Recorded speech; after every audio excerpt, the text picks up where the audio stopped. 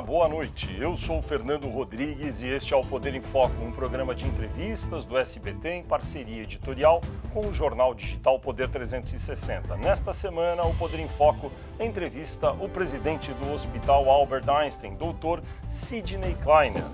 Doutor Sidney Kleiner, boa noite, muito obrigado por estar aqui no Poder em Foco. Eu começo perguntando sobre o Hospital Albert Einstein, que foi o primeiro a detectar no Brasil um caso de coronavírus, como a gente se lembra, e recentemente anunciou que desenvolveu um teste para detectar o coronavírus.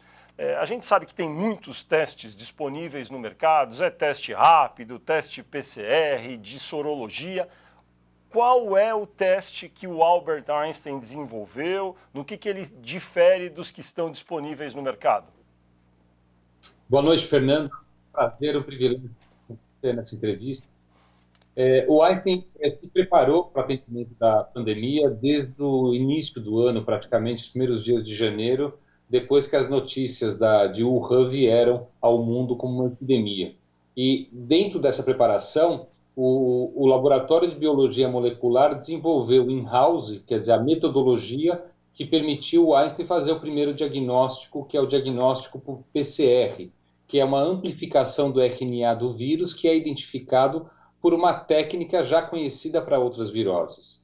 E essa tecnologia é aquela padrão ouro hoje no mundo, porque através dela você detecta a presença do vírus. Nesta confusão que você mencionou de vários tipos de testes, existem praticamente dois grupos. Um que mede a presença do vírus e outro que mede a presença de anticorpos, que são as moléculas de defesa que o indivíduo desenvolve para combater o vírus. Numa pandemia onde pouco se conhece a respeito do comportamento imunológico, é normal você ver um número altíssimo de falsos negativos no teste imunológico. Então, ele serve muito mais para estudos epidemiológicos, visando a retomada das atividades, do que propriamente o diagnóstico. Então, o teste PCR é aquele que detecta o vírus para fazer diagnóstico. E o mundo, hoje, disputa os reagentes e os insumos para a realização do PCR, que é um teste que, em cada rodada da máquina que faz, ela consegue fazer 96 testes. O que o Einstein desenvolveu, a partir de uma expertise de sequenciamento genético do genoma humano para detecção de bases de DNA e encontrar doenças novas ou mutações novas, isso é investido e criou uma startup há 5 anos no hospital, que, a partir do momento em que a demanda cai nesse tipo de atividade, porque todas as doenças caíram a demanda na busca de serviços de saúde, passou a conversar com o Laboratório de Biologia Molecular e conseguiu, às custas de inteligência artificial e machine learning do sistema, desenvolver uma metodologia que sequencia o RNA viral a mesma maneira que faz com o genoma as bases do DNA e consegue identificar vírus nessas amostras de orofaringe ou rinfaringe. Então, qual que é a grande vantagem? Ele não disputa os insumos de reagentes que são usados para o PCR, ele tem um custo mais barato, porque tem alternativas para isso, e cada rodada do equipamento de sequenciamento genético faz 1.536 exames. Quer dizer, 16 vezes mais, permitindo aquilo que o Brasil almeja, que é a testagem em massa, para que a gente possa ter a retomada das atividades com mais segurança. Então, Doutor Sidney, só para o nosso telespectador entender, então, o teste do Einstein, de fato, busca identificar o vírus, não é o anticorpo que o ser humano desenvolve quando tem o vírus. E esse teste é conhecido popularmente como PCR, é isso mesmo, não é? Não. Hoje em dia é feito o PCR até essa nova descoberta, onde nós vamos passar a identificar o vírus, não pela técnica da amplificação do RNA, mas sim pelo sequenciamento de bases do RNA, que tem a ver com o genoma do vírus com o RNA. E isso permite uma escala maior. E qual seria, Dr. Sidney, o custo desse teste que foi desenvolvido pelo Einstein? O senhor falou que cada rodada da máquina que faz ali a análise permite 1.536 testes, não é, ao final dessa rodada. O que significa essa rodada da máquina? Quanto tempo demora? E, no limite, quantos testes por dia, ou por semana ou mês seria possível fazer? Olha, nós aqui no Einstein, nós temos um equipamento de sequenciamento genético e com este equipamento nós conseguiríamos fazer 25 mil testes por semana.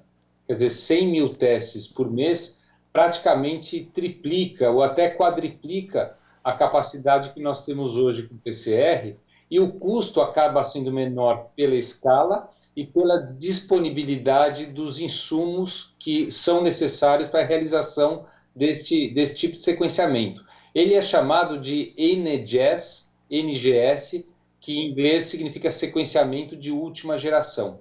E é uma tecnologia que foi patenteada em nível internacional porque não havia precedente no mundo do desenvolvimento dessa técnica. A grande vantagem, Fernando, é que os laboratórios de sequenciamento genético, existem vários no Brasil e um número muito maior na Europa, nos Estados Unidos, ele já dispõe da tecnologia. O que precisa é da tecnologia desenvolvida como se fosse um software para que ele realize dessa maneira a identificação. Então esse teste, o NGS, N de navio, G de gato, S de São Paulo, esse teste que o Einstein realiza poderia ser feito na base de cerca de 25 mil por semana. Explique, por favor, para quem nos assiste agora, como é coletado o material da pessoa que vai ser testada? Então, a coleta do material ela é feita da mesma forma que o PCR, nas secreções da rinofaringe, do nariz, e da orofaringe. E a sensibilidade do vírus já começa no primeiro dia de infecção, porque o vírus está presente. E a carga viral maior, ela aumenta a sensibilidade do teste. Então, a sensibilidade, quer dizer, a chance do teste não detectar o vírus desde o primeiro dia estando infectado é menor do que 10%. Tem mais de 90% de sensibilidade. E como é o RNA do próprio vírus, não tem como haver confusão. Quer dizer, uma vez detectada, a especificidade ela chega a 100%. Então, esta é a grande... Ou seja, o falso negativo é na faixa, no começo da infecção, de 10%. Agora, não há falso positivo. Quando detecta, é 100% certeza que a pessoa tem o vírus, é isso? É 100%. Esse tempo de coleta, ele demanda de uma logística para chegar ao laboratório, e aí depende da distância, por isso que é importante a gente ter os sequenciadores nos laboratórios distribuídos pelo Brasil, e existem de fato, e à medida que entram essas secreções em tubos na máquina, isso demora cerca de 18 a 20 horas, e esse tempo, lentamente, ele está sendo reduzido com o aprendizado da inteligência artificial do sistema. Então, a gente espera que hoje um tempo necessário de cerca de 48 horas possa ser ainda menor. Entendi. Agora vamos fazer a pergunta que eu tenho certeza todo mundo que nos assiste gostaria de saber. Quem pode ter acesso a esse teste do Einstein? Tem que estar em São Paulo, tem que ir ao hospital, tem que ter plano de saúde, pode pagar individualmente para fazer esse teste? Quanto custa? Olha, o custo dele ainda não foi fixado aqui, porque nós ainda dependemos de alguns cálculos do ponto de vista de comercial, né? Mas o nosso desejo é que a gente possa transferir tecnologia, seja para o governo, seja para o setor privado, para outros laboratórios que possuem os sequenciadores, mediante tratativas comerciais, e isso possa ser difundido para a população como um todo. Porque a grande vantagem seria o teste maciço, quer dizer, o teste numa quantidade muito maior de pessoas, numa escala aumentada. Isso nos dará informação de quanto imune nós estamos, quanto isolados os contactantes de quem testa positivo terão que ficar, Quer dizer, é uma estratégia que todos os países estão adotando, a testagem massiva, para que a retomada seja o mais seguro possível. Neste momento, quem poderia fazer o teste? É quem tem plano de saúde, quem, enfim, é normalmente atendido pelo Einstein? É dessa forma que funciona atualmente? À medida que as conversas elas caminham, tanto com laboratórios de outros países, até a máquina, a fábrica que produz equipamento, indústria farmacêutica, nós estamos tendo algumas conversas de outros terceiros interessados na tecnologia para que isso possa ser difundido. Hoje, ela vai se iniciar aqui no Einstein. Ou seja, no final do mês de junho, início do mês de julho, mais ou menos, esse teste estaria disponível, enfim, de maneira um pouco mais ampla, seria isso? Nós acreditamos que sim, por iniciativas, inclusive projetos que estão sendo desenvolvidos com indústrias para que possam testar seus colaboradores, isso aqui com o Einstein mesmo, e obviamente, transferindo tecnologia para outros laboratórios do Brasil e do mundo. E esse teste, Dr. Sidney Kleiner, que tem sido muito popular, fabricado pela China e vendido para prefeituras, para governos, para empresas privadas, que é aquele que tira uma gotinha de sangue da ponta do dedo, coloca naquela cartelinha de plástico para colocar o reagente e ver se a pessoa tem o anticorpo para o vírus. Qual é a segurança que se tem na precisão desse tipo de teste rápido? Olha, primeiro, Fernando, os testes sorológicos, eles definem que o paciente teve a infecção e que, por isso, ele gerou anticorpos. Isso tem um timing adequado, porque para você fazer anticorpos, estando infectado, demora ao menos 7 dias. Quer dizer, você começa a ter uma positividade de um tipo de anticorpo chamado IgM, e a partir daí o IgG, que é o outro tipo de anticorpo, de um modo um pouquinho mais perene, a gente entende hoje que até 45 dias ele está presente, mas nós não sabemos há quanto tempo que o paciente fica imune, porque nós não entendemos ainda e não sabemos como se comporta a imunidade total contra o novo coronavírus. Mas a detecção do anticorpo, ela permite dizer que este indivíduo já foi infectado e, portanto, ele teria alguma imunidade, pelo menos por algum tempo, permitindo, então, retornar ao trabalho com mais segurança. Então, é um teste que ele tem uma função muito mais epidemiológica e no caso de você encontrar uma IgM positivo, que é aquele anticorpo de fase mais aguda, convém rastrear quem teve contato e fazer o teste para ver se não está portando a virose, e aí tem que ser ou com PCR ou com NGS, que são testes que detectam o vírus.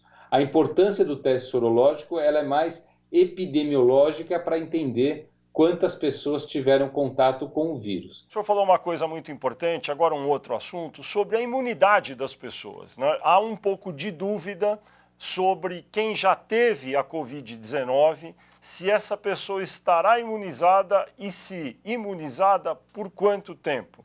Há casos, inclusive, de reinfecção que estão sendo relatados neste momento. O que se sabe sobre isso? As pessoas, essas milhares, centenas de milhares de brasileiros que já tiveram a Covid, vão ter tido a Covid em algum momento, ficarão imunes e por quanto tempo?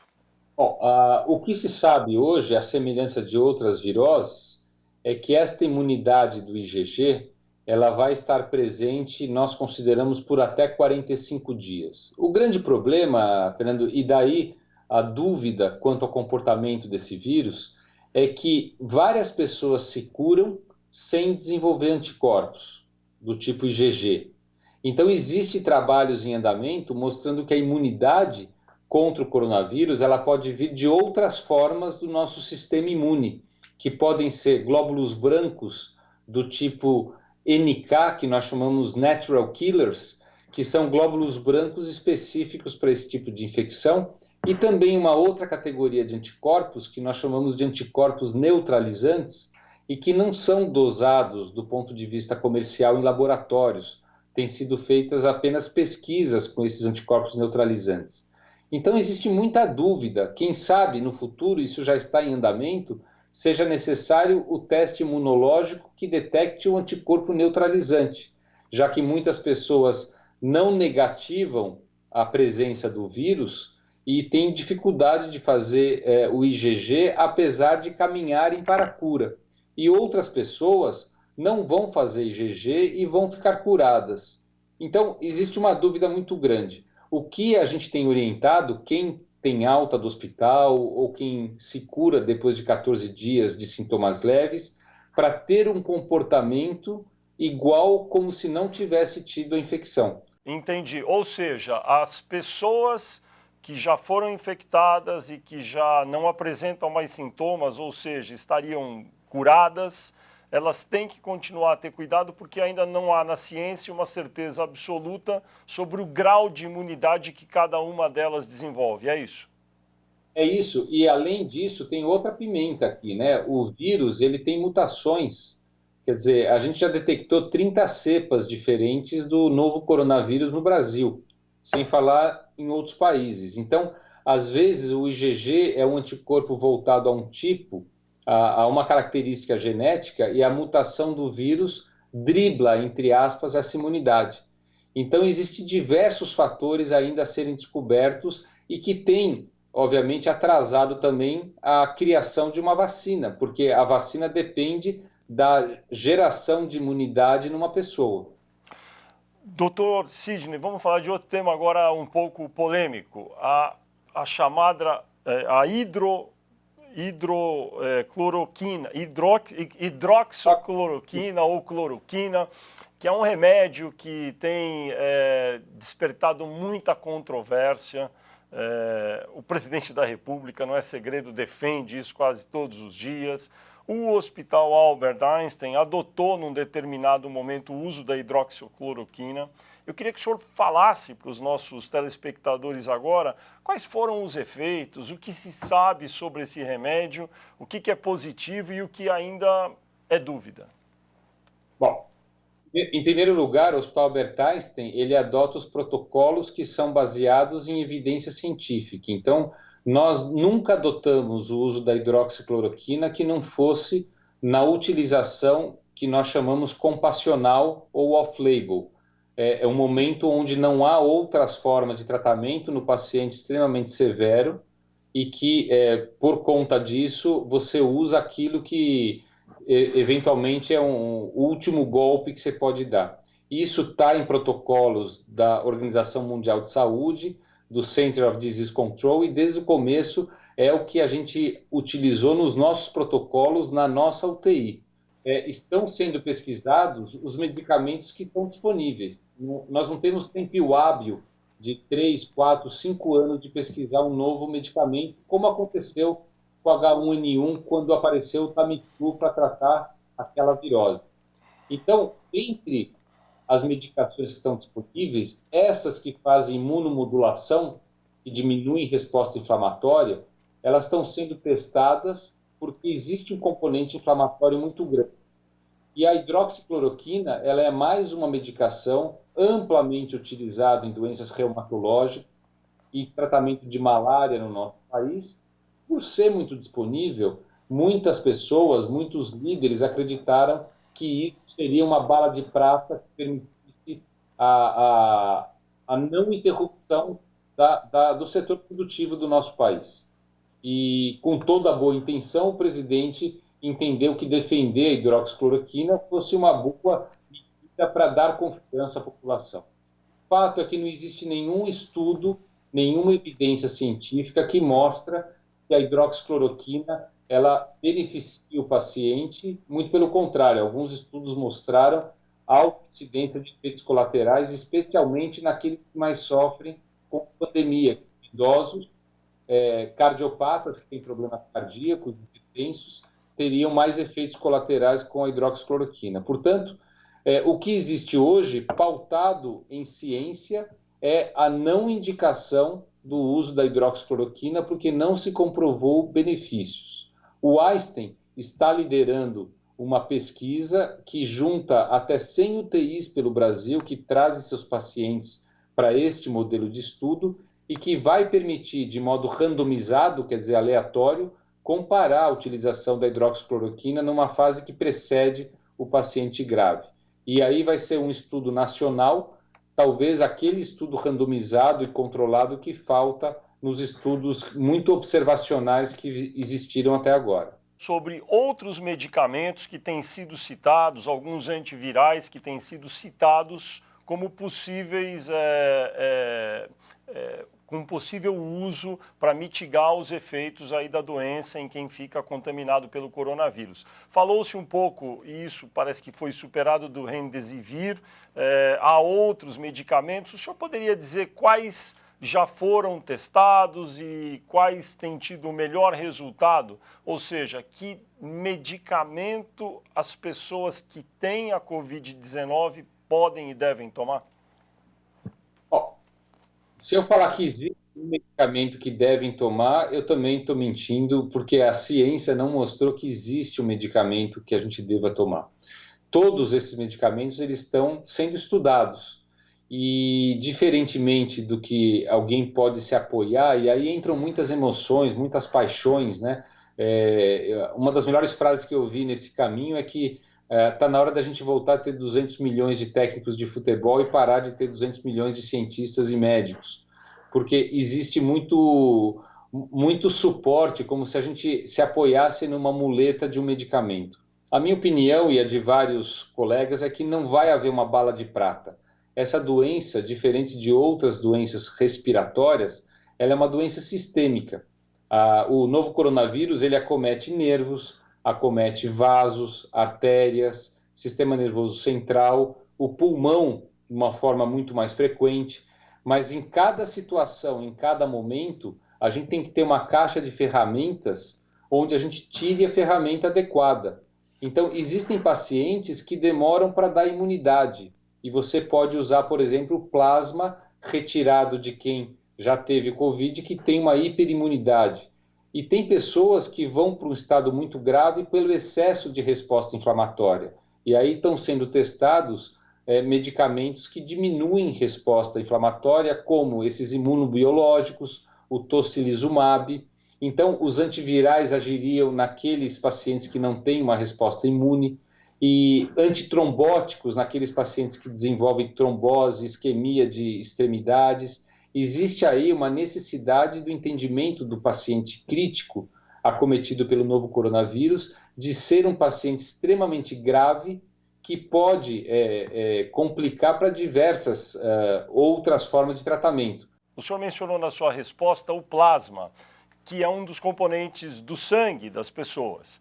Explique para quem nos acompanha aqui agora no Poder em Foco, como é que funciona isso? Alguns pacientes, algumas pessoas que contraem o coronavírus, aí desenvolvem uma imunidade e daí seria possível, com o sangue dessas pessoas, no caso com o plasma, obter um pouco desse plasma da pessoa que ficou imune e passar para uma outra pessoa, é isso?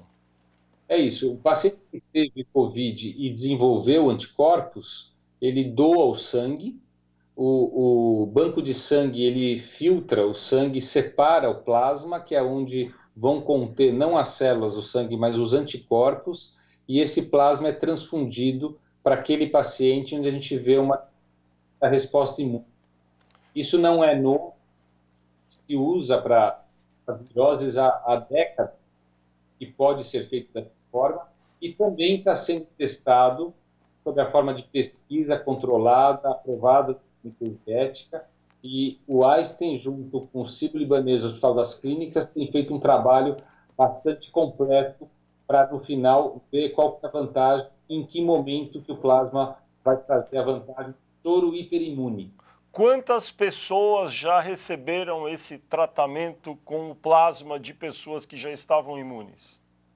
Olha, isso está sendo feito sob a forma de um protocolo de pesquisa aqui no hospital. Então, quem está recebendo está rolado nesse projeto de estudo que está que está em andamento. Mais de 200 pessoas já receberam e os resultados eles vão ser, obviamente, elucidados quando receberem o tratamento estatístico e a gente poder mostrar uma evidência científica. Há muita discussão nos últimos meses, né, desde o início da pandemia, sobre a necessidade de haver mais leitos de UTI equipados com os respiradores. Mas há também uma controvérsia a respeito de quando é realmente necessário intubar um paciente. Muitas vezes há já relatos de que a intubação não é a melhor, enfim, o melhor procedimento a ser adotado.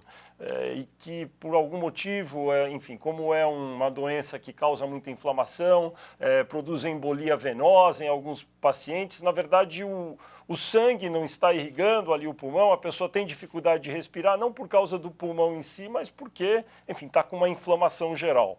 O que se sabe, na verdade, sobre o uso de respiradores, e eles foram superestimados no início aí da pandemia? Não, na verdade, assim, é uma doença que, na sua grande maioria, nos casos graves, eles cursam com uma insuficiência respiratória.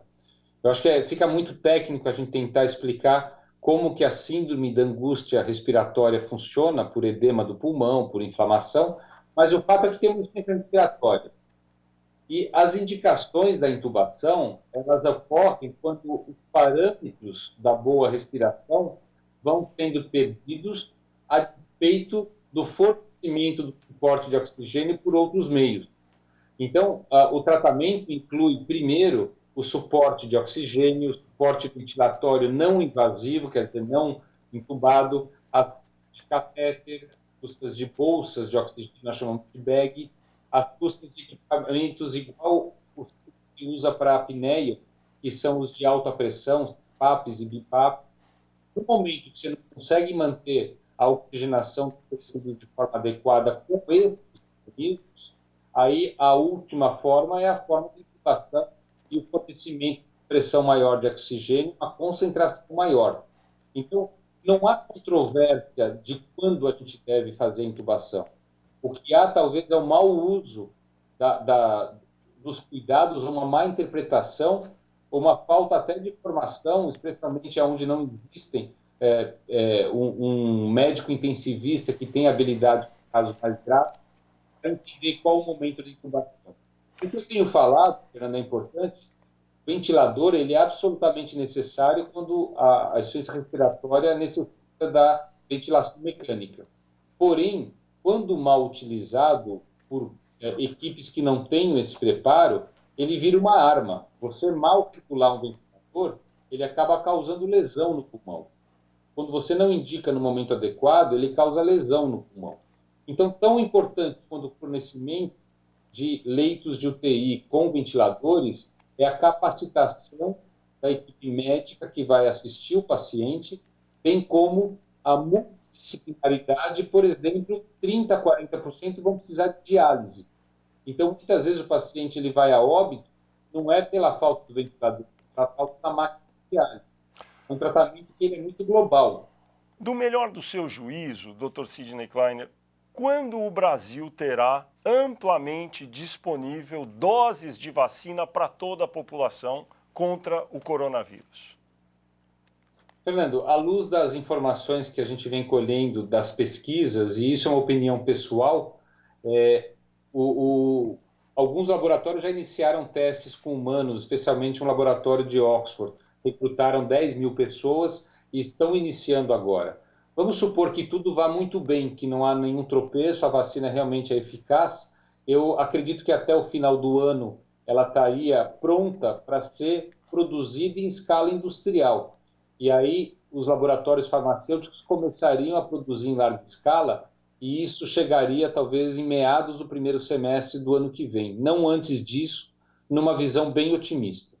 Ou seja, antes de 2021, primeiro semestre, muito difícil ter vacina amplamente disponível no Brasil. Eu acho que sim, eu diria até impossível. Dr. Sidney, a gente falava no bloco anterior desta entrevista sobre a vacina para a Covid-19, só no ano que vem, 2021. Isso significa que esses procedimentos e protocolos que todos nós adotamos, máscara, distanciamento social, muito cuidado nas aglomerações, vai perdurar até meados do ano que vem. Portanto, Réveillon, Carnaval, tudo isso vai ter que ser de outro jeito? Eu acho que vai, infelizmente, Fernando, a gente vai viver com a sombra ou com esse fantasma da infecção por um tempo longo. Tempo longo onde aglomerações terão que ser evitadas, as atividades vão ser reduzidas, as atividades essenciais, por conta da chance, e aí não é só para contaminação da pessoa, mas a chance dela levar para um familiar que seja idoso, que corre risco de um desenvolvimento de uma doença mais grave. E isso tem acontecido com quem não deu importância ao isolamento ou ao uso desses modelos de proteção ou das posturas de proteção. Quer dizer, aglomerações como jogos de futebol, cinemas, eu acho que elas vão voltar de um jeito muito diferente ou aguardar realmente o retorno, porque mesmo que ela esteja disponível, a população tem que ter a de que a única forma de evitar a transmissão, principalmente para quem tem risco, e essa população é cada vez maior por conta de obesidade, hipertensão, diabetes, mesmo pacientes jovens que têm essas comorbidades estão em risco. Então, eu acho que nós vamos viver a essa sombra até meados do ano que vem. Doutor Sidney, e as outras doenças que continuam a acometer a população? Nesse período de pandemia, parece que houve, há estatísticas que já apontam para isso, um certo negligenciamento no cuidado de outras doenças. Está acontecendo isso mesmo? Com certeza. Está acontecendo e, assim, a gente pode ver estatísticas. Uma marcante é o aumento de 15% de infartos em casa, em Nova York, por exemplo. E eu tenho a minha prática, eu sou cirurgião do aparelho digestivo. Nesse último mês eu operei 3 apendicites perfuradas, as 3 com uma semana de dor em casa, que evitou de ir ao pronto atendimento por dor abdominal. Hoje, saindo do centro cirúrgico, conversando com um colega ortopedista, ele operou um tornozelo que estava fraturado há uma semana, com dor em casa e com medo de vir ao hospital. Quer dizer, o que tem que ficar claro, e eu acho que essa é a postura de qualquer organização de saúde, é que nós temos que criar aqui dentro um ambiente que seja seguro o suficiente para tirar o medo da população do tratamento das doenças habituais, especialmente o controle de doenças crônicas, por exemplo, as oncológicas, que não devem atrasar o seu acompanhamento, o seu tratamento, sob o risco de perder o timing adequado do tratamento e trazer complicações. Será que a gente já perdeu algum tempo e daqui a pouco, daqui 1, 2, 3 meses, vai haver uma espécie de explosão de casos de outras doenças que deixaram de ser tratadas? Olha, eu acredito que vai haver uma explosão de outras doenças, mas talvez não porque deixaram de ser tratadas. Talvez as doenças que apareceram com a própria necessidade da quarentena, do isolamento, doenças de saúde mental, e aquelas que apareceram e que não foram corretamente detectadas, ou que foram tratadas de modo automático e passaram a ser pesquisadas no momento posterior, talvez até trazendo uma maior dificuldade para o seu tratamento. Já tem alguma estatística no Brasil sobre esse problema colateral que está sendo produzido por causa da pandemia? Não, no Brasil, infelizmente, nós temos utilizado as informações de outros países, como essa que eu te falei do infarto agudo do miocárdio, ou doenças oncológicas. 25% das cirurgias deixaram de acontecer no tempo adequado durante a pandemia. Essa de 25% das cirurgias oncológicas, essa estatística é do Brasil ou dos Estados Unidos? Americano, Estados Unidos.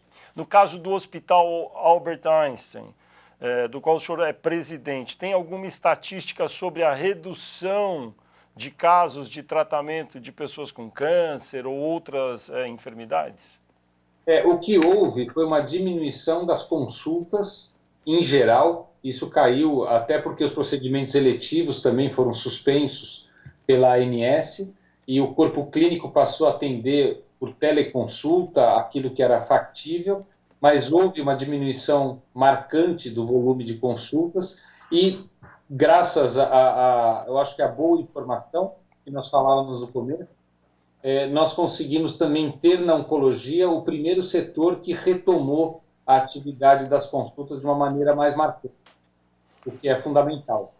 No caso de doenças psiquiátricas, porque as pessoas ficam mais confinadas, convivem menos com a família, com os amigos, já é possível dizer que haverá um aumento de pessoas com problemas psiquiátricos, mentais, por conta desse período de quarentena e pandemia? Já é possível, viu, Fernando? Durante essa pandemia, o que a gente viu, eu não tenho o compilado números, mas o que a gente viu é o aumento cada vez maior de consultas por telepsicologia. Nós temos uma incubada, uma startup que já nem é uma startup, tamanho movimento que ela tem, a Psicologia Viva, fazia parte da nossa incubadora, mas o movimento e a necessidade de contratação de psicólogos foi cada vez maior e continua aumentando.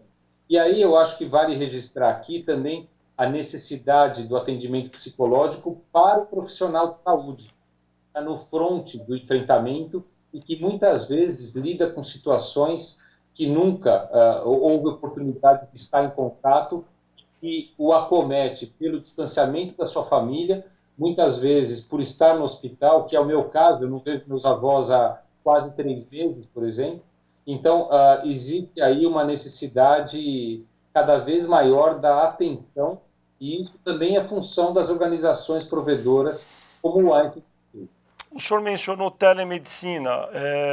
A telemedicina ganhou grande impulso agora durante a pandemia. Em que medida essa modalidade de consulta remota, não é, por meio de conexão pelo computador, vai ser, como se costuma dizer hoje, o novo normal daqui para frente? Qual é o volume da telemedicina dentro da medicina daqui para frente? Isso, dentre as coisas ruins que a gente fala da pandemia, algumas coisas a gente vê que a pandemia, assim como as guerras, aceleram o desenvolvimento, né? A telemedicina não é nova, o Einstein tem um programa de telemedicina desde 2012, e o que existia de obstáculo no Brasil é uma legislação obsoleta que foi feita em 2002, que impedia um médico atingir o paciente sem que houvesse um outro médico na outra ponta. E a pandemia fez, por uma autorização temporária do Ministério da Saúde, nós podermos utilizar. E isso tem, obviamente, melhorado muito o acesso dos pacientes a seus médicos, o aumento da capacidade de a gente assistir UTIs de modo remoto com um especialista daqui, onde não há especialistas, na região norte, por exemplo. Então, a telemedicina, o volume aumentou demais, parte da plataforma nossa está sendo disponibilizada ao SUS, para que 30 mil médicos do SUS atendam seus pacientes com atenção primária e controle das suas doenças crônicas. Quer dizer, eu acho que neste momento ela se mostra, pelo volume da utilização, a vantagem que tem, talvez como um grande impulso de quebrar obstáculos e fazer ela ser empregada da melhor maneira, com uma boa regulação de qualidade e segurança. Eu diria que, a partir do ano que vem, 2021, dessas consultas mais comuns que os cidadãos fazem ao médico, quantos por cento, a partir do ano que vem e dos próximos, poderiam ser por telemedicina? É muito difícil de botar numa média geral por conta das especialidades. Quando você fala de acompanhamento de doença crônica, uma hipertensão, se o seu paciente tem um dispositivo que meça a pressão em casa, este acompanhamento ele pode ser feito de maneira remota por algum tempo, antes da consulta presencial. Casos de alta complexidade, uma medicina mais especializada, por exemplo, oncologia, talvez não seja possível, porque há necessidade de coleta de exames, de um exame mais minucioso presencial. Então, vai variar muito, mas eu acho que o papel, e aí eu não digo só telemedicina, Fernando, eu digo atendimento digital e virtualizado, porque como você coloca conexão por banda larga ou por Wi-Fi na casa de um paciente, ele consegue fornecer dados de saúde a seu médico de um modo até melhor que o presencial. Então, nós temos wearables, relógios, sensores, o próprio oxímetro tem permitido acompanhar portadores de sintomas leves da Covid em casa, porque o valor da saturação de oxigênio é enviado ao médico diariamente. Agora, é possível dizer, talvez, que, enfim, num futuro próximo, mais da metade, talvez, dessas consultas mais simples sejam por telemedicina? Eu acho que das consultas mais simples, retornos, por exemplo, eu acho que a gente pode dizer que até mais, desde que esse paradigma do receio seja quebrado tanto pela parte do paciente como pela parte do médico, entendendo que a telemedicina ou atendimento digital, ele aproxima médico e paciente, ao contrário do que se coloca no intuito de não permitir uma nova regulação. Vamos falar um pouco de um outro tema que ficou bem saliente no Brasil a respeito do limite das UTIs brasileiras. Aí, no Congresso Nacional, a discussão prosperou, muita gente fala isso, sobre haver a tal da fila única das UTIs, ou seja, os hospitais privados, os hospitais públicos terem uma fila só de UTIs que, no momento de pandemia, são muito necessárias. Qual é a sua avaliação sobre essa proposta? Bom, primeiro, nós temos um sistema de saúde que é formado pelo setor público e pelo setor privado, mas ele é um sistema de saúde. E hoje nós estamos diante de uma situação que vai exigir um número muito maior de UTIs do que aquele que o sistema de saúde como um todo provê. Quando a gente olha a média ela é boa de número de leitos de UTI por habitante, ela é a quarta ou quinta do mundo. Porém, ela está totalmente concentrada no setor privado. A necessidade do setor privado participar na ampliação da capacidade, eu acho que ela é fundamental. E é isso que o Hospital Albert Einstein está fazendo. Toda a nossa aquisição de equipamentos, de contratação de RH, que permitia nós ampliarmos este hospital aqui no Morumbi para até 300 leitos, no momento em que essa curva não atingiu a necessidade, nós dirigimos todos esses insumos, equipamentos, respiradores, nossos médicos para o setor público.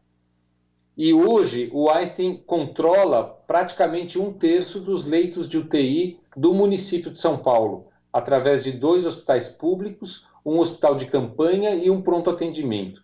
O que existe é a necessidade de utilizar a capacidade ociosa que tem no setor privado para que seja oferecido ao setor público, mas não, no meu modo de ver, como uma fila única, porque isso não inclui a requisição do leito puramente simples, físico leito.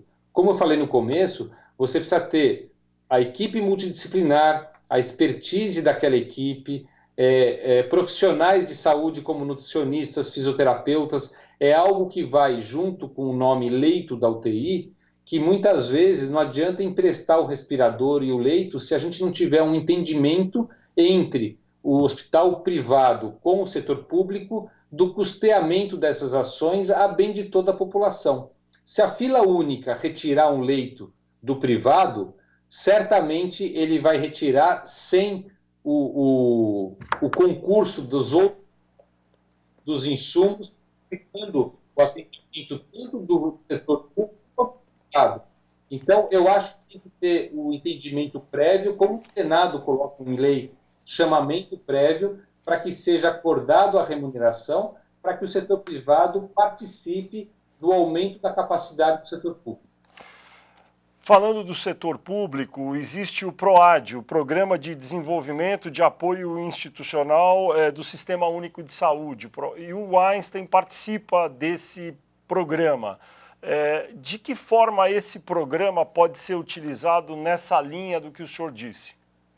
Ele está sendo, Fernando, a forma como nós nos relacionamos com o governo federal, através do PROAD, nós e mais 4 hospitais, todo o valor de isenção fiscal que nos é conferido pela nossa certificado de filantropia, é o SEBAS, o Certificado de Assistência Social, ele é revertido em projetos demandados pelo Ministério da Saúde, seja em capacitação, seja em assistência, seja em pesquisa, e isso está sendo feito através desta relação. O teleatendimento em UTIs, como eu mencionei, em até 540 UTIs da região Norte e Nordeste.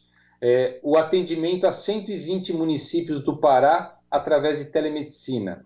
A maior pesquisa de Big Data para informação em saúde da região de Minas Gerais e da Bahia com relação à mortalidade perinatal.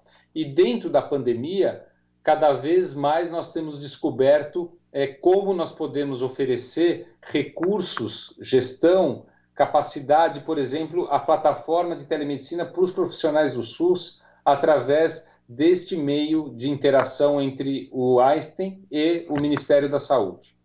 O Brasil entrou de maneira um pouco errática no sistema de isolamento social, com cidades adotando um modelo, outras cidades adotando outro modelo. Agora chega no mês de junho, alguns estados e cidades começam a flexibilizar o isolamento social. Houve erro no início? E 2, neste momento, no mês de junho de 2020, já está na hora de flexibilizar em alguns lugares? Bom, talvez o que a gente deva frisar é que o Brasil ele é composto de várias particularidades regionais. Não dá para a gente comparar o município de São Paulo com o município no interior do Mato Grosso, por exemplo. E essas diferenças, elas deveriam ser levadas em consideração na adoção das medidas que mitigassem a transmissão. O que houve, e no meu modo de ver foi muito ruim, é a postura ambígua de diferentes lideranças, e aí a gente fala do Poder Executivo no governo federal e nos estados, no início, muito diferente, o que fez com que parte da população escolhesse em quem eu vou acreditar, a despeito das regras impostas por cada município. Só existe o isolamento social como forma de conter a disseminação para que o sistema de saúde não ultrapasse a sua capacidade. E o entendimento de que esse isolamento não seria necessário, ele partiu não da informação pautada por ciência ou da experiência de outros países, mas muito mais por conta de acreditar não ser necessário, o que já se mostrou ser uma atitude errada. Então, houve um erro daqueles que não acreditaram que a pandemia poderia assumir a característica de mortalidade que a gente viu, por exemplo, em Manaus, onde no início não se adotou nenhuma maneira restritiva. Então, este é o erro.